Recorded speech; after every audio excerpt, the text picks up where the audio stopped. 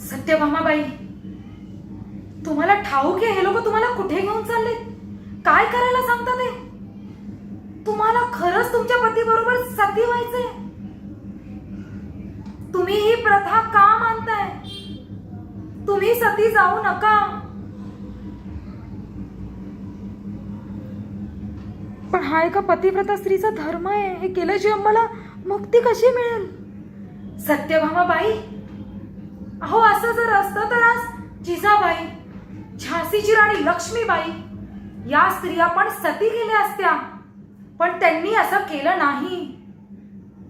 बरं, तुम्ही असा विचार करा की तुमचे पती आणि तुम्ही जर एकत्र गेलात तर तुमची मुलं अनाथ होतील. त्यांचं कसं होईल? त्यांना लहानाचं मोठं कोण करेल? त्यांची आबाळ दशा होईल हो. हा समाज त्यांना धड जगूही देणार नाही.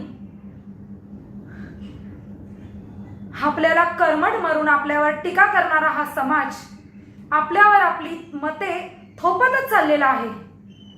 पण आता बास. सत्यभामाबाई, अशा कठीण परिस्थितीत जर तुम्ही स्वतःला सावरलं नाही, जर तुम्ही या समाजाला तोंड देऊन उत्तर दिलं नाही, तर अनेक क्रांतिकारकांनी व समाज सुधारकांनी केलेले कार्य व्यर्थ जातील, ते फोल ठरतील हो. तुम्ही घाबरू नका सत्यभामाबाई, मी तुमच्या बरोबर आहे. ही दुर्गाबाई प्रत्येक पाऊलाला तुमच्या बरोबर उभी आहे. तुम्ही सती जाऊ नका. तुम्ही सती जाऊ नका.